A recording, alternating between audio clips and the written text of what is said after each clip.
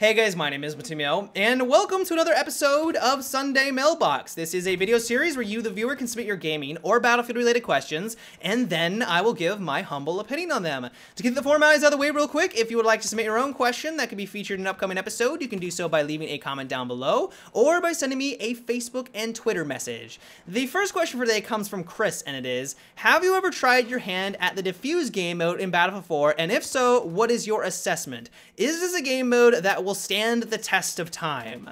Well, in its current state in Battlefield 4, I would want to lean more towards saying that no. It might show up in like Battlefield 5 or like Bad Company 3, but I think that they would need to do some reworking on it. They would need to do a lot to improve the game mode. It had a rough start at the beginning. Like, I don't know if you guys remember this, but when Battlefield 4 first launched, it was riddled with bugs. Like, there were moments when you would just randomly die. Out of nowhere, you would be on the spawn screen, you would just be completely taken away from the battle. No one would have shot at you. It was like 2 seconds into the round, and then you would have to wait for your team to win or lose to get right back into the action. It was terrible. Like, it really, really detracted from the experience. Not only that, but it also doesn't seem like DICE balanced the game mode around the gadgets that they have in Battlefield 4. For example, if your entire team, or most of your team, jumps in and plays as a support, and you're all using the UCAVs, potentially you can take out half of the enemy team even before you get into an official fight with someone. That's a little game breaking. That in my opinion is broken. It's flat out broken. And while I know that some servers have accommodated for this, they have some rules in there that say that you can't use UCAVs or you can't use particular gadgets when you're playing on their server. But that was the community taking over to balance out a problem that in my opinion should have been resolved by DICE when they're trying to balance out and make a fun game mode. And while yes, you could make the argument that if your entire team is running as a support class and you're all using UCAVs, you don't have access to the other amazing gadgets in the game like the defibrillator and the med bags.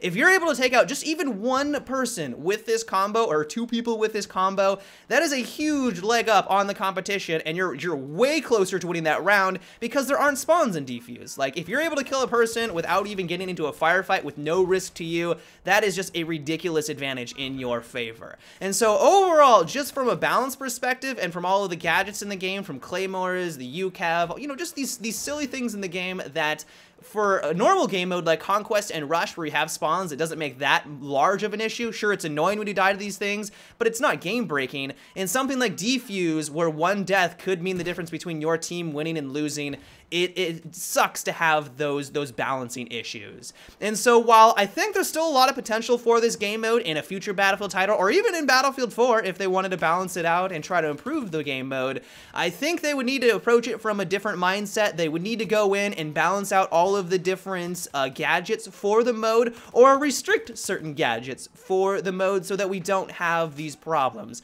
I think that they were saying something like in Battlefield Hardline, they might have Defuse as well, but I think they're also have like a hostage mode, which is basically the same thing. I'm not 100% certain. So we might see it in Battlefield Hardline, but hopefully they have taken these precautions into consideration. The next question is, what do you think about DICE taking maps from as far as Battlefield 2 and revamping them in Battlefield 4? Well, I'm assuming this question is stemming from the recent rumors that DICE could potentially be creating another DLC after the Final Stand expansion pack. A DICE employee, if you're not aware, was tweeting out and trying to get our consensus on if we would like to see more maps from Battlefield 3 reintroduced into Battlefield 4 with the Frostbite 3 engine. Of course, people were really excited, me included, and a lot of gamers were thinking that this would be a great way for DICE to give back to the community. A lot of people were thinking that since the launch of Battlefield was terrible, it was full of bugs and glitches, that this would be one way that DICE could be like, hey, thanks for sticking with us this entire time. We would like you to buy Battlefield Hardline. Here's a free expansion pack with some of your favorite Battlefield 3 maps. And personally, I think that that would be fantastic. But a lot of people, and it looks like including you, would like them to take this a step further with this potentially rumored DLC and maybe bring in some popular Battlefield 2 maps and bring that into the Frostbite 3 engine with Battlefield 4. If they were able to bring back Dragon's Valley, that would be incredible. That was one of my favorite maps from Battlefield 2 and arguably one of the best maps that DICE has ever created. And if they were able to bring that into the Frostbite 3 engine in Battlefield 4 with some awesome destruction moments on it, that could be an incredible map that I think a lot of people would enjoy. The problem we run into, though, is that I believe the Battlefield 2 maps were created in an entirely different engine, an engine I don't even think they use anymore, and so to bring all of those maps into Battlefield 4, I think that they would have to essentially build them from the ground up. And I think the reason why this DICE employee was talking about Battlefield 3 maps is that it's basically the same engine. They would be able to use the same assets, they would copy and paste probably a lot of it, upgrade the graphics, of course, upgrade some Levolution moments here and there, but for the most part, it wouldn't take a lot of time investment for them to bring those Battlefield 3 maps all into Battlefield 4. Maybe I'm completely wrong. I don't work on video games. Maybe I'm completely oblivious to the entire process, but I'm assuming that would be one reason why.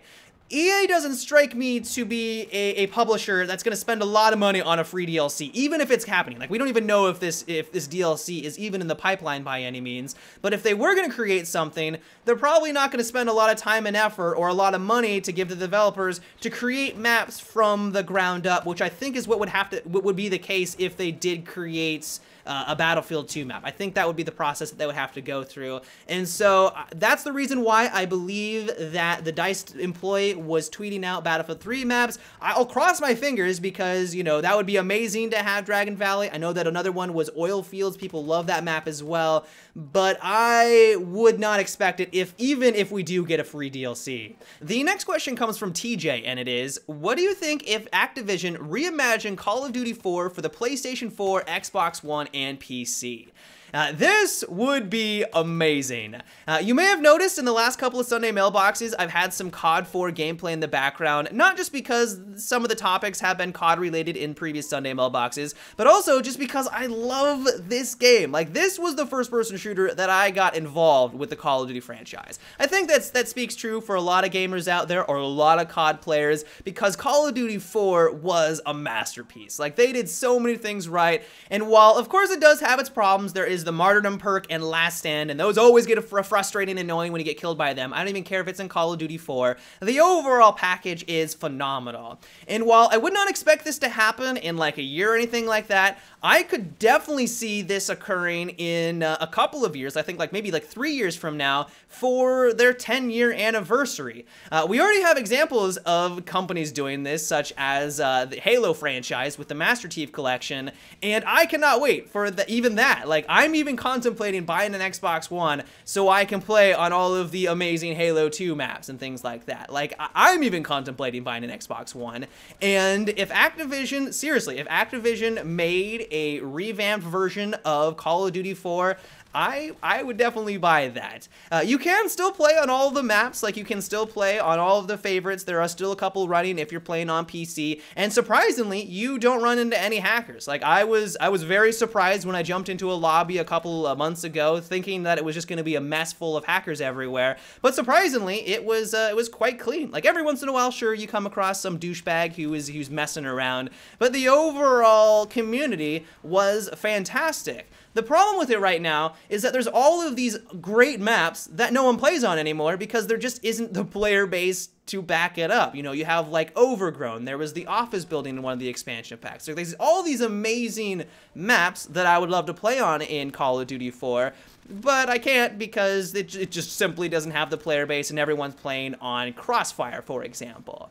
And so while I would not expect this in the next year or two, for their 10-year anniversary, I could see Activision, you know, trying to get on the money train. They probably are seeing the success of the Halo franchise with their Master Chief Collection. They want in on that slice of the pie, and I could see them doing something like that. And while normally I wouldn't be in favor of it because it seems like a money grab, I love Call of Duty 4 that much that I would pay for it. Maybe not $60 because I feel like that would be a slap in the face, but if they just wanted to give us upgraded graphics with maybe slight rebalancing, like maybe just get rid of Martyrdom and Last Stand, I would be a happy camper. I would put down $30, $40 for a game like that, and I would eat it up and enjoy the hell out of it.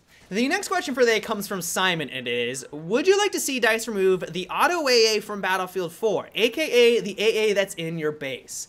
I'm gonna go with the big no on this one, because while I do sympathize with you, if you're in a jet and you're flying after another jet, you're doing the whole circle thing around the map, you're trying to get directly behind him, and at the last second, he slowly is able to get to his base, you get spotted and then get taken out by this AA gun, or you have to move away and allow him to live because of an automatic system.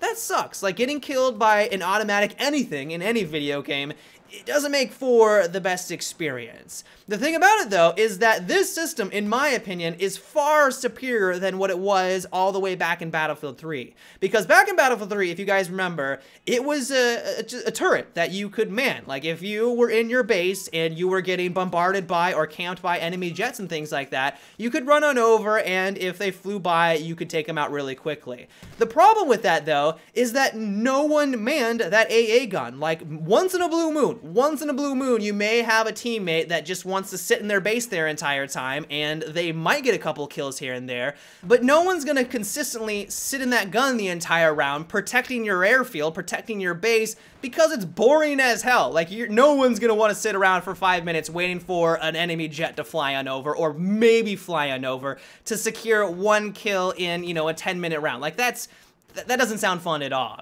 And so while, yes, it can be frustrating in Battlefield 4, the overall gameplay that stems from it, in my opinion, is far superior. You don't have people camping enemy jets anymore. You don't have people camping your base and immediately taking the helicopter as soon as they take out. And if you're having a hard time and the enemy team, their airspace, is dominating you, at least it gives you one small section of the map where you can be safe for a couple of seconds and repair your vehicle. It gives you a safe haven. It's in your base. It's not like it's on the corner of their map or near one of the objectives or anything like that. It doesn't give you this massive advantage, but it does give you some breathing room. And so overall, I think the AA gun is a good thing for Battlefield 4.